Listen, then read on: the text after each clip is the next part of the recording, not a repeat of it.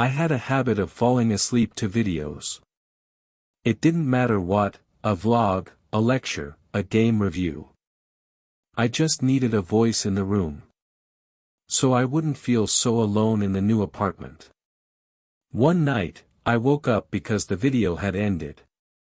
Autoplay picked up something new. I didn't open my eyes. I just listened. And after that, no one ever saw her alive again. The voice was female. Calm. Monotone. Like a narrator in a documentary. The house stood abandoned for 20 years. Neighbors said they heard knocking from the basement at night. The police searched everything. They found nothing. I was almost falling back asleep. But the security cameras caught something. On the third night after her disappearance, a man entered the house.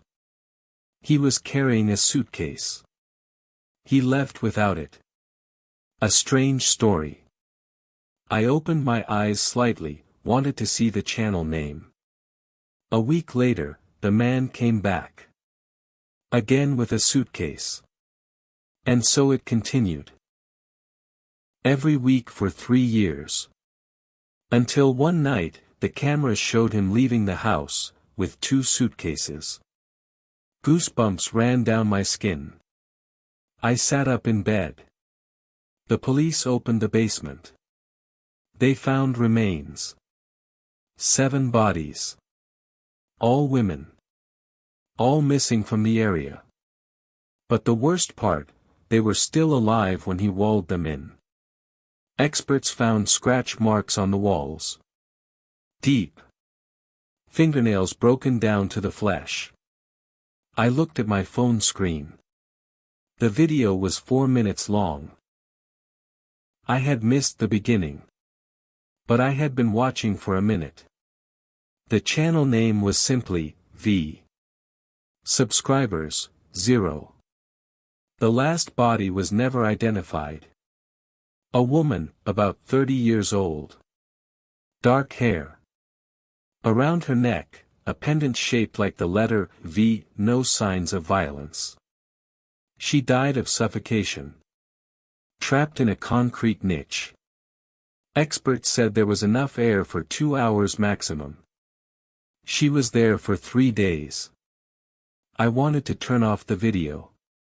My finger hovered over the screen. Forensics made a dental cast. It matched the bite pattern of a girl who went missing in 2000. Her name was, the voice hesitated, her name was. I can't remember. Strange. I've read that name hundreds of times. It just slipped out of my head. The voice stopped. Silence lasted about 10 seconds. Then the woman spoke again, but in a different tone. Not like a narrator. Alive. Scared. I don't remember my own name. I don't remember how I got here. I don't remember how long I've been sitting in this room. There are no windows. No door. Just a microphone and a camera.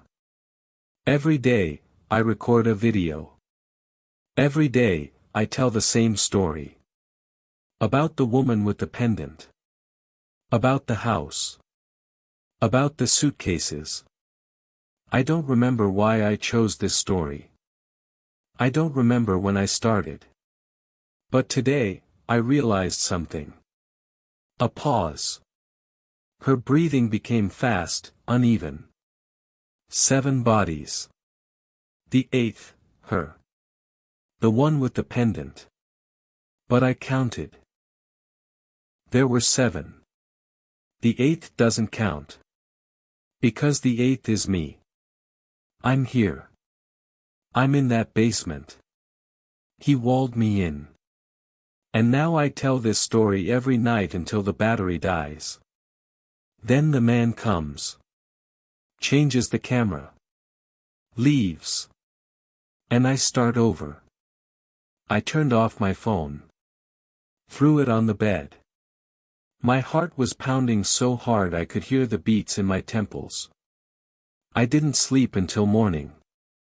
In the morning, I tried to find the channel V. Nothing. No videos.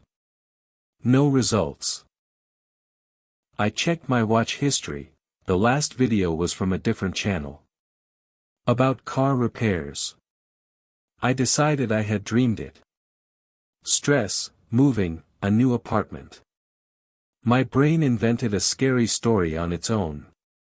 But a week later, I woke up again at night. My phone was on the nightstand.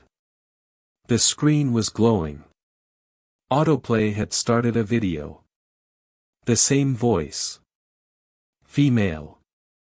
Calm. Tonight, I'll tell a story about a guy who listened to strange videos at night. I froze. He moved into a new apartment. Thought he was alone. But security cameras in the basement recorded movement every night. He didn't know. He listened to podcasts and vlogs to drown out the loneliness. But he was never alone. There were niches in the walls. Small. Tight. Someone was living inside. I stared at the screen, unable to move. The police found him 3 weeks later. Neighbors complained about the smell. The door was locked from the inside. No signs of forced entry. He was sitting on the bed, staring at the wall, smiling. His eyes were black. The doctors said it was cataracts. In 3 weeks. That doesn't happen. The video paused. Then the voice added. But it wasn't cataracts. It was eyes getting used to the darkness. Because now he's in the wall too. I jumped out of bed, turned on the light. No one was in the room. I checked every corner, looked under the bed, opened the closet. Empty. But when I returned to the bedroom, my phone was on the floor. The screen was cracked. The video was still playing. The voice whispered. Don't look for me. I'm already behind you. Don't turn around. Just keep listening. You love falling asleep to voices. I'll be your voice. Every night. Forever. I pulled out the battery. The phone went dark. But last night, it turned on by itself. No battery. No charger. The screen glowed green. From the speaker came a soft, steady whisper. Tonight, I'll tell a story about how you're sitting in the dark reading this. You think it's just text. But I know where you live. I can see you through the screen. You just tensed up. Looked around. No one. Right. I'm not in the room. I'm in the phone. I'm in every phone. I'm in the one you're holding right now. I dropped my phone. It fell to the floor, screen up. On the screen was my face. The front camera had turned on by itself. My face on the screen was smiling. I was not smiling. The screen went dark. I've been sitting in the dark for an hour. My phone is on the table. Black. Dead. But I can hear breathing. Soft. Steady. It's coming from the speaker. Even when the phone is off. I didn't turn it off. She did. And now she's speaking with my voice. Good night. The end.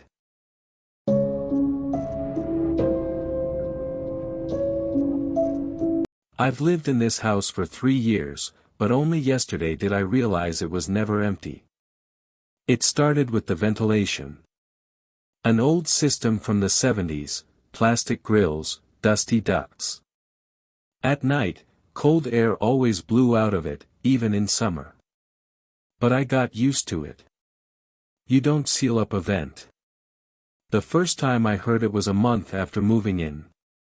A soft whisper, almost unintelligible. I was standing in the shower, water running, and through the noise came, wrong way, lost.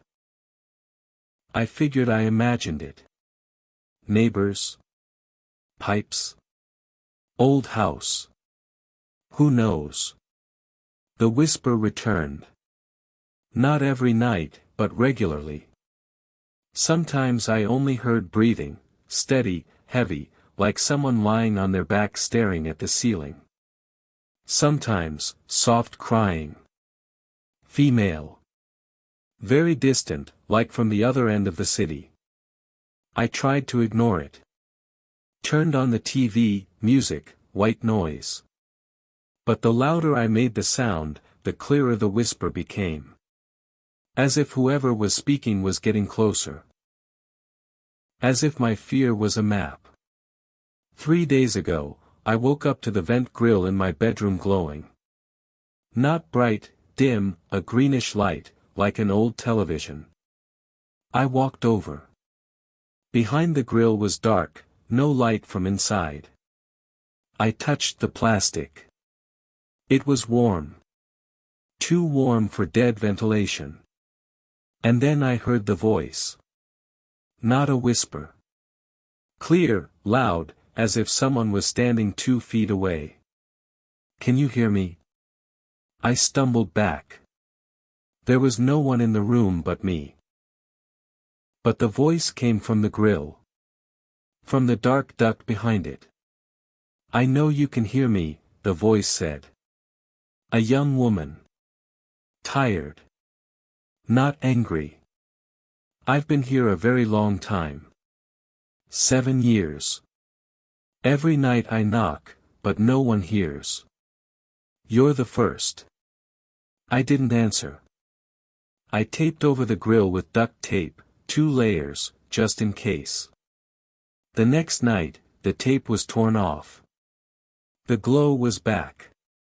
Don't be afraid, she said. I won't hurt you.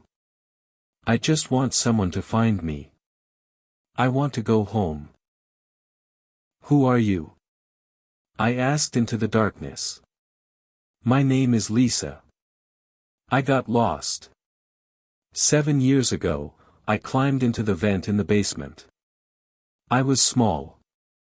Playing hide and seek. The door clicked shut behind me. I crawled and crawled, thinking I would find an exit. But the ducts kept going. They're too long. There shouldn't be this many. My spine went cold. I've lived in this house for 3 years. I've never gone down to the basement.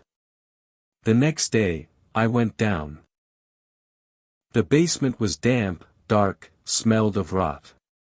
In the corner, behind an old water heater, I found a vent door. Small, square, held by 2 rusted screws. I unscrewed them. Opened it.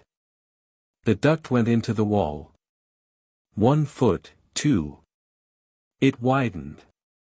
Not like ventilation, like a tunnel. I shone my flashlight inside. The walls of the duct were covered in scratches. Deep, long gouges, as if someone had been clawing, trying to get out. Or trying to crawl deeper. The voice from the vent had told the truth. The ducts were too big. They didn't belong in an ordinary house. I didn't crawl inside. I screwed the bolts back in, went upstairs, and locked the basement door. That night, I didn't sleep. I sat in the kitchen with a knife, listening to the vent stay silent. It was silent for 3 days. And then I woke up to someone breathing in my face. The room was empty. Only the vent was glowing. Green light poured out of it into the room like water from a burst pipe. It was thick, almost liquid. I could smell it, ozone. And something sweet. Flowers. You went down there, she said. Not a question. A statement. Yes. Why didn't you go further? I was scared. Good, she said. You were scared. I was scared too, at first. Then I got used to it. Then I realized the exit is to the right, not straight. I kept going straight. But it's to the right. I remembered that yesterday. Exit to where? She was silent so long I thought she was gone. Then a whisper. I don't know. Not out of the house. Not outside. An exit from here. From these ducts. They're endless. Whoever built the house built them too. They're everywhere. Under every house on this street. We're all here. I'm not alone. Who is we? The ones who got lost. The ones who climbed into the vents. The ones who heard the voice. It wasn't me calling you at first. It was her. Who is her? I don't know. But she's in the main duct. In the center. She says she knows the way out. She says if you crawl to her, she'll show you the way home. I believed her. Now I'm here. 7 years. Don't believe her. There is no way out. At that moment, the grill shuddered. The plastic vibrated, hummed, as if someone was pounding on the duct from the other side. The green light grew brighter. She's coming, Lisa whispered. She heard us. Don't take off the grill. Don't open it. And don't listen to her voice. Whatever she says, don't listen. The light went out. The next day, I bought expanding foam sealant and filled the entire vent grill in my bedroom, the gaps, the holes, even the seams along the wall. I sealed the grill in the living room too. And the bathroom. And the kitchen. Every vent in my apartment was sealed shut. 3 days of silence. Tonight I woke up at 3 a.m. The room smelled of flowers. Strong, cloying, like a funeral home. I sat up and turned on the light. The foam was falling out of the vent. Not in chunks, in flakes, like snow. White foam lay on the floor, on the bed, on my hands. Behind the grill, through the remaining foam, I could see light. It had turned on by itself. Hello, said the voice. It was different. Not Lisa's. Younger. Brighter. Warmer. It sounded like my mother's voice. Don't be afraid. I'm not who she said I was. I found the way out. I can show you. Who are you? Your neighbor. I live in the house across the street. I heard the voices too. I climbed into the vent. And I got out. I'm home now. I'm drinking tea and watching TV. Everything is fine. If you want, I can show you the way. I stared at the grill. The light had turned warm, yellow, like a cozy living room lamp. The smell of flowers was replaced by coffee and fresh baking. My mouth watered. I wanted to believe. I wanted to go home. Just open the grill, said my mother's voice. I'll lead you. I stood up.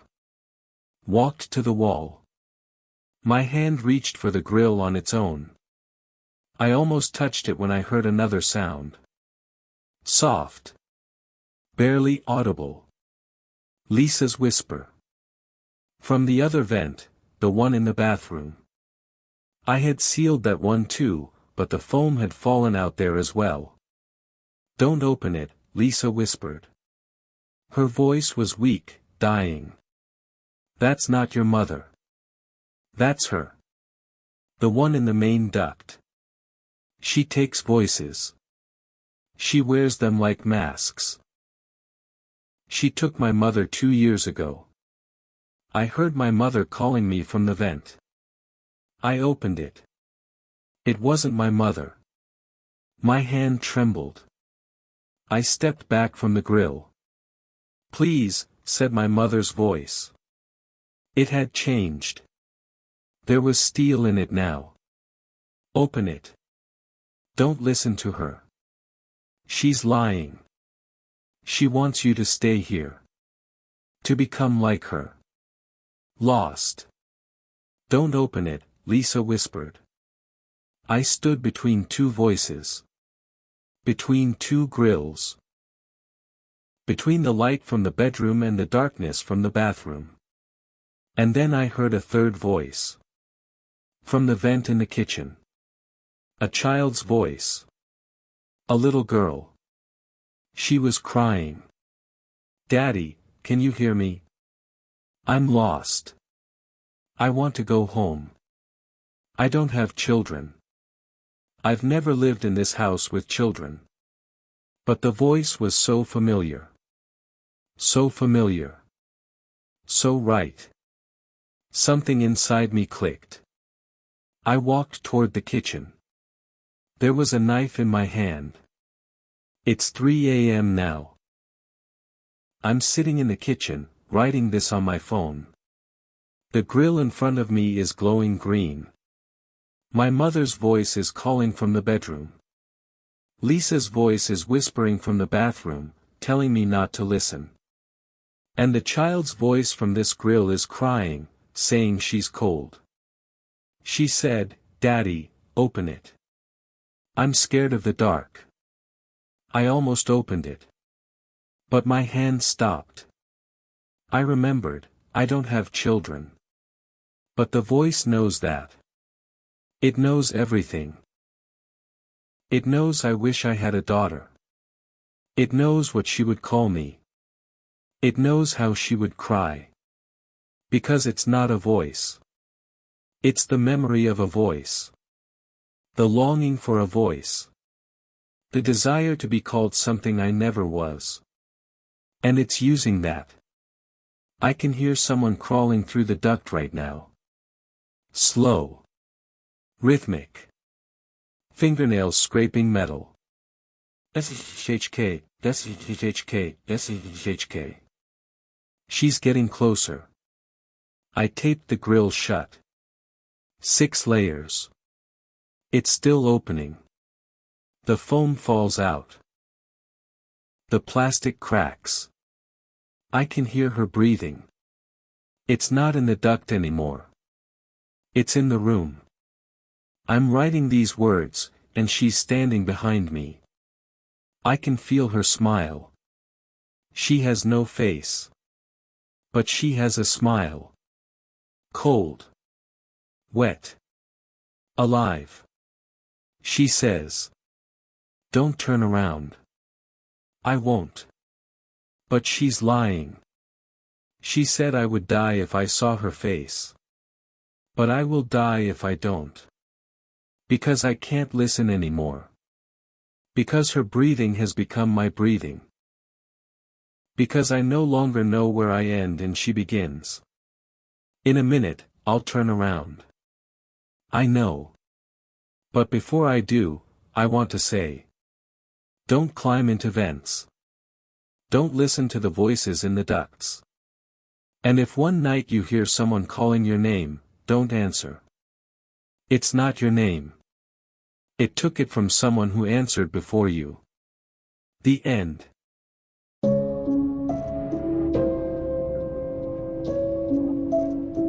A true recording found in a thrift store in Tucson, Arizona. Before you press play, check your reflection. Not your face. The space behind you. If it's empty, you're safe. For now. If it's not empty, don't run. Running is what wakes them up. I learned this too late. Maybe you'll learn it sooner. But I doubt it. We all think we're special. That it won't happen to us. That's exactly how they catch us. They found the VHS tape in a bin of old Christmas records at Uncle Joe's Chest, a thrift store on 4th Avenue in Tucson. No label. Just a piece of masking tape with 2 words written in faded black ink, "Watch alone." The letters were uneven, as if the person who wrote them no longer had full control of their hand. Or was writing in the dark. Or both. My name is Carter. I'm 24 years old. I run a small YouTube channel with about 120,000 subscribers where I digitize old recordings. Most of it is boring: weddings, birthday parties, school plays, a dog doing tricks in 1987. My audience loves nostalgia. I give people back what they've lost. But sometimes you find something that was never meant to be seen. Something that wanted to be found. The tape had no date. No manufacturer logo. No markings at all. Just a standard black VHS cassette, one of millions made in the 90s. But the plastic was warm to the touch, which didn't make sense because the bin sat in a cold room, the store's heating had been shut off for months, and it couldn't have been more than 50 degrees inside. I asked the owner, an old man with trembling hands and watery eyes, where it came from. He said, "Estate sale. A guy died in his apartment. They found him sitting in front of his TV. He'd been there for 3 weeks. The TV was still on. Static. The neighbors said they heard him talking to someone every night. But he lived alone. Completely alone. No girlfriend, no cat, didn't even let the neighbors in. But at night he talked. Laughed sometimes. Argued. Like he was talking to someone he knew very well." I asked what the guy's name was. The old man shrugged. "No one knows. They didn't find any ID in the apartment. No phone. No photos. Empty. Just a TV, a chair, and this tape in the VCR. I bought the tape for 50 cents. The old man tried to give it to me for free. He said it was bad luck. But I insisted. For some reason, it felt dishonest to take it without paying. Now I understand he was trying to warn me. But people my age don't believe in bad tapes. We believe in bitrate and resolution and YouTube algorithms. We've forgotten that fear is an analog thing. I waited until midnight to watch the recording. Not because I'm superstitious. I just had a habit of reviewing new material at night, when no one would distract me. But the tape smelled. Not just of old plastic and dust. There was something else in that smell. Something sweet and bitter at the same time. Like flowers at a funeral. Like medicine in a hospital room. Like the breath of someone who knows they're dying and has already made peace with it. I put the tape into my VCR. An old Panasonic I'd bought at a flea market for $10. The screen flickered, hissed with static, then the image stabilized. And then, he appeared. A man sat in a chair. The same chair I was sitting in. The same room. The same lamp in the corner with its yellowed shade. The same rug on the floor.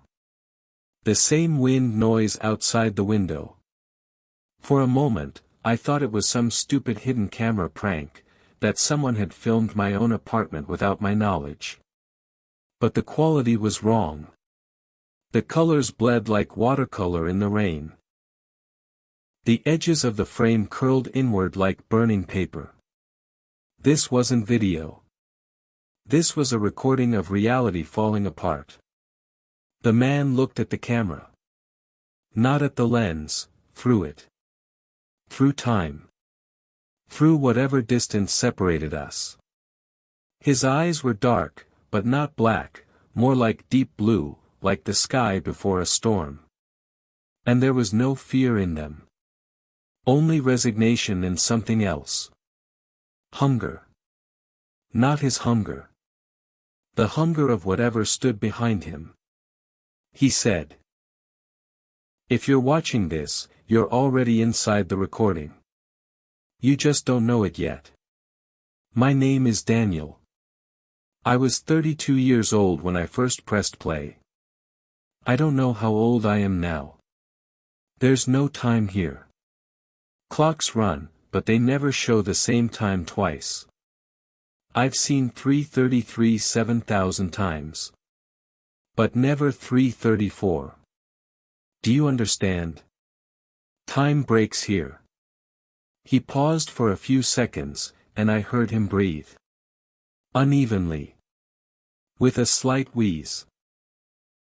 Like a man who had been running for a very long time and had finally realized he couldn't escape. "You will cross over," he continued. "Everyone does. Sooner or later. The question isn't whether it will happen. The question is how ready you are." I wasn't ready. I thought I was just watching a strange tape I found in my uncle's attic. I laughed for the first 10 minutes. Then I stopped laughing. Then I stopped blinking. He raised his hand and pointed at his watch. An old Seiko with a scratched crystal. "See this? This isn't my watch. It belonged to the person who watched the tape before me. A woman from Flagstaff, 1998. She watched it with her husband. He couldn't take it. He jumped off the couch, screamed, ran for the door, and vanished. He didn't walk out. He didn't open the door. He just stopped existing. But his watch stayed behind. Now it's on me. And when you cross over, your watch will stay here. On the wrist of whoever comes next. Maybe the one watching after you." I laughed. A nervous laugh.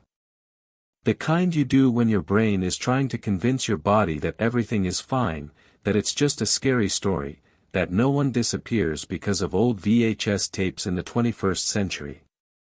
Then I looked down at my hands. They were in my lap.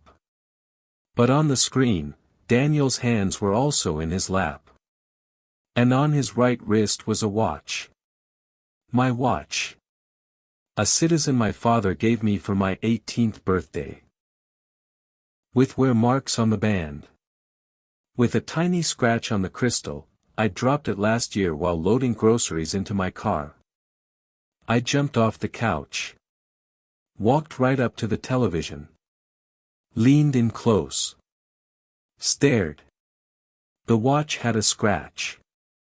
Exactly like mine. Daniel smiled. Not cruelly. Wearily. Like a teacher explaining something simple for the 100th time to a student who still doesn't get it. "You see," he said.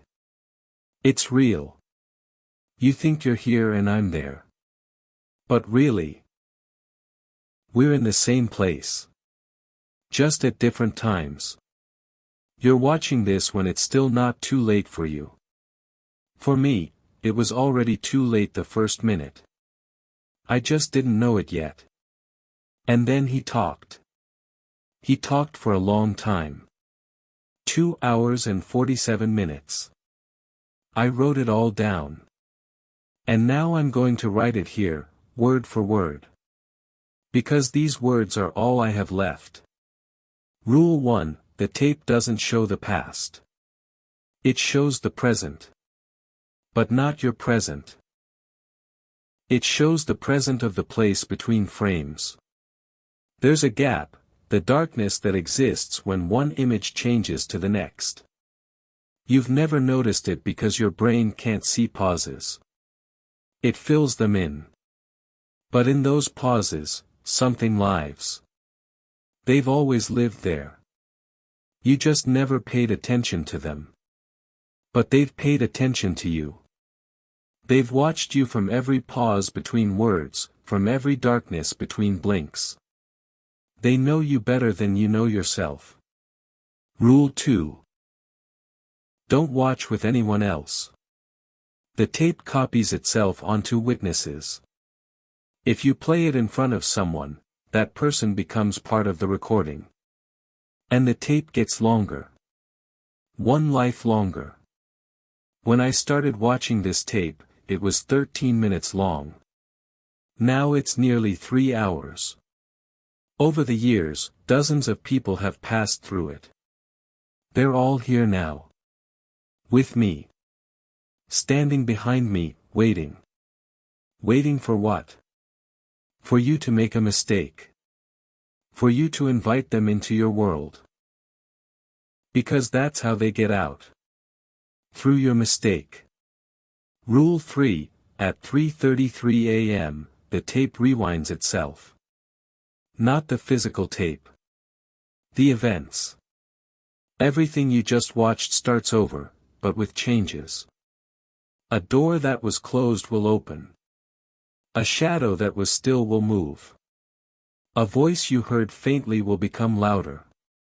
You'll hear breathing behind you. Don't turn around. I'm serious. The ones who turned around, they were the first to disappear. The thing behind you doesn't have a face yet. It's staring at the back of your head, waiting for you to turn so it can copy your features. And then, it will become you. And you will become it. And you'll stand behind someone else's head and wait. Rule 4, the only way out is to burn the tape while you're watching it. Not after. During. You have to watch the fire eat the film. But you can't burn it alone. Someone has to be the witness.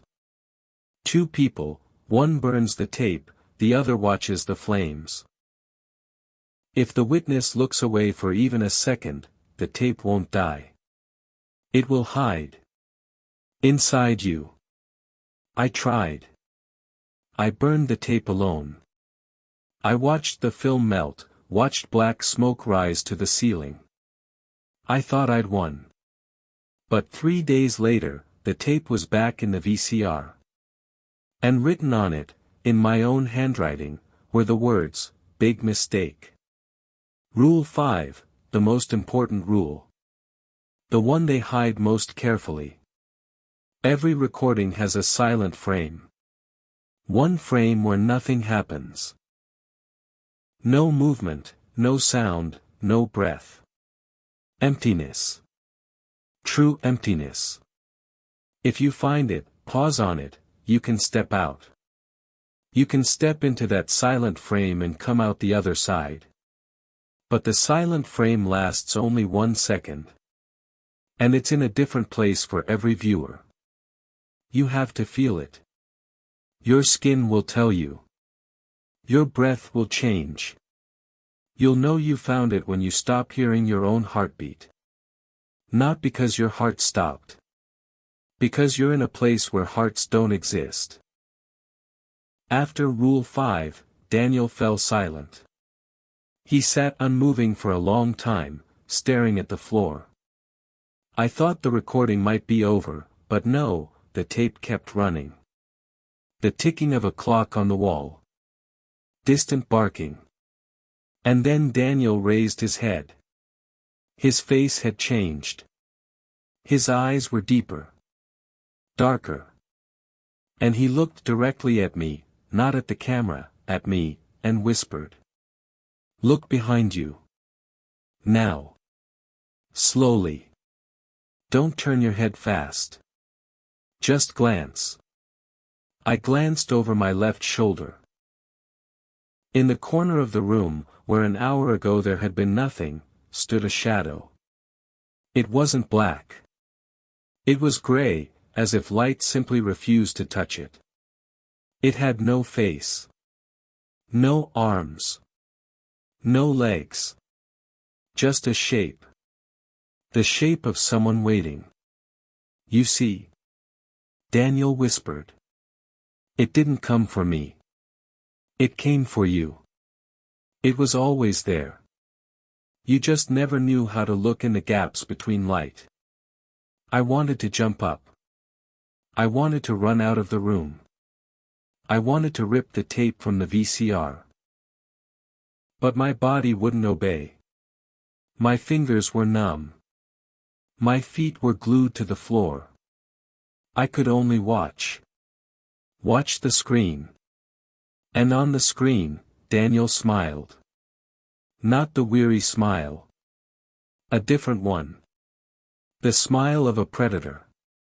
And behind him, reflected in the dark glass of the TV behind his chair, I saw myself. Sitting on my couch. Watching the tape. But the reflection of me on the screen turned its head and looked directly at me. Into my eyes. It wasn't following my movements. It was independent. It was me, but the me that was no longer afraid. The me that had already given up. The me that had already become part of the recording. I was inside the tape. I just didn't know when I'd crossed over. Maybe the moment I bought it for 50 cents. Maybe the first time I heard the name Daniel. Maybe I'd never been outside at all. I didn't sleep that night. I turned off the TV, unplugged the VCR, took out the tape, and put it in a Ziploc bag. The tape was hot. Not warm, hot. As if something inside it was still burning. Or someone was breathing. I buried the bag in the backyard under 3 feet of dirt. I put a rock on top. I hammered a stake into the ground to mark the spot. I didn't know why I was doing any of this. Maybe I wasn't burying the tape. Maybe I was burying the part of me that had already watched it to the end. At 7 a.m., I drove to my friend Maya's apartment. I didn't tell her about the tape. I said my pipes had burst and I needed a place to crash for a couple of days. Maya's a good friend. We've known each other since high school. She works the night shift as a nurse, so she sleeps during the day and stays awake at night. I timed it perfectly, arrived in the morning, just as she was getting home from the hospital. She let me in, made coffee, asked why I looked like I'd seen a ghost. I said, worse. I saw myself. She laughed. Thought it was a joke. I didn't explain. What could I have said? That a videotape had stolen my watch. That a faceless shadow stood in the corner of my room. That a man on a screen was wearing my citizen on his wrist. At 11 p.m., Maya went to bed. I stayed on her couch, staring at the ceiling, trying to remember exactly when my life had stopped being mine. My hands looked like my hands. My fingers looked like my fingers. My reflection in the dark window looked back with my eyes. But I couldn't hear my heartbeat. Not because it stopped. Because I had forgotten what it sounded like. Somewhere inside me, in that place where my pulse used to live, there was only silence. Not the relaxing silence before sleep. Another silence. A ringing one. A hungry one. At 3:33 a.m., Maya's television turned on by itself. I hadn't touched the remote. I hadn't even looked at the TV. But I heard that familiar sound, static. Like someone tuning an old radio between stations. On the screen, a face appeared. Blurry at first, like a photograph underwater. Then sharp. Too sharp, as if someone had cranked the contrast to maximum. It was Daniel. But not the Daniel who had spoken to me from the tape. This one was different. Older. Worse. His face had sunken, skin stretched tight over his cheekbones, eyes so deep in their sockets they were almost invisible, just two dark pits filled with something that moved constantly. Worms. No.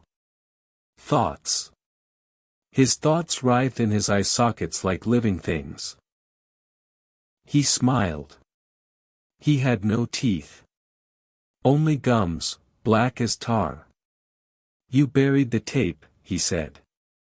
That's cute. Very cute. But you're still watching. Every moment you close your eyes, you see the recording. You rewind it in your head. You search for the silent frame even when you're washing dishes or talking to your friend. The tape is in you now, Carter. You are the tape. I jumped off the couch. Ran to Maya's room. She was sitting up in bed. Not sleeping. Eyes open. Staring at the wall. At a bare white wall with nothing on it, no picture, no poster, not even a crack. But she stared as if she saw something very important there. She wasn't blinking. I came closer. Called her name. No reaction. Then I looked at the wall. The recording was there. Daniel's room. The chair. The lamp. But Daniel wasn't there. In the chair sat me, in the same position I was sitting on Maya's couch. My eyes were open. My lips moved. I was saying something without sound. I turned to the mirror on the dresser. My lips were moving too. I stepped closer to the mirror. Stared at my reflection. And read on my lips what the me in the recording and the me in the mirror were saying at the same time. Find the silent frame, my lips whispered without sound. It's inside you. Between your heartbeats. You haven't heard them for hours. You think it's fear. But it's not fear. It's the door. Right now, between one moment and the next, there's a gap. Stop there. If you can. I tried. I closed my eyes. Held my breath. Counted the seconds.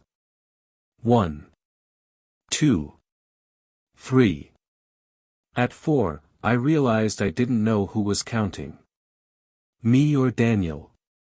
Or all the people who had ever watched this tape and were now standing behind me. I opened my eyes. Maya turned her head.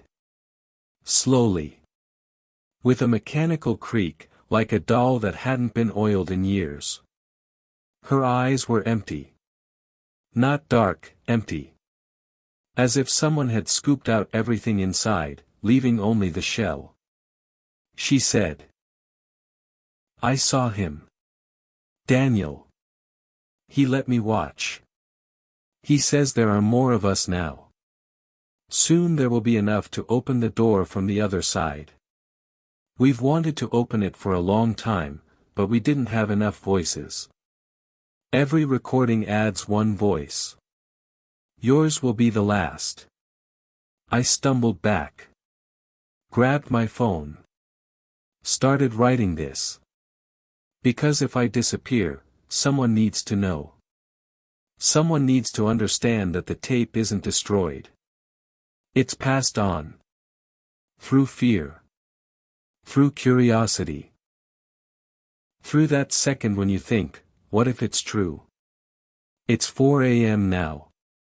Maya is sitting on her bed, smiling. She's developed a new habit, she doesn't blink. Her eyes are dry, red, but she doesn't blink. Because whoever is inside her now doesn't know what eyelids are for. The tape is in the backyard, under 3 feet of dirt. But I know that if I go dig it up, it will be warm. And there will be a third word on the masking tape. Before, it said, watch alone. Now, probably, it will say, watch alone. Before it's too late. I'm not going to dig it up. I'll finish this text. Post it somewhere. Then sit down on the couch and turn on the TV. Not because I want to. Because I won't be able to stop myself. Daniel said everyone crosses over. The only question is how ready you are. I'm not ready. But is anyone? My name is Carter. I'm 24 years old. I have 120,000 subscribers. And right now, as I write these words, someone is breathing behind me. Quietly. Patiently. Like someone who has waited a very long time and can wait a few more minutes. I hear him counting. Whispering. Almost silent. 1, 2, 3. I wonder what number he'll reach before I press post. 7. 47. 4407. If you're reading this, go check your television. Not the screen. The space behind it. If you see a small black rectangle, don't touch it. Don't look at it for more than 3 seconds. And never, do you hear me, never watch old tapes that say, "Watch alone." Because you won't be alone. You've never been alone. You just didn't know how to look in the gaps. And now, excuse me. I have to go. Daniel stopped counting. He's getting out of the chair. And he's walking toward me. Through the screen. Through the gaps between my blinks. Through the second it will take me to type this last period. Beginning countdown. 10. 9. 8. If you're hearing this in a narrator's voice, I'm already there. Inside the recording. Among all the other faces. Searching for my silent frame. I hope you never find yours. 7. 6. 5. 4. 3. 2. 1. 0. Silence.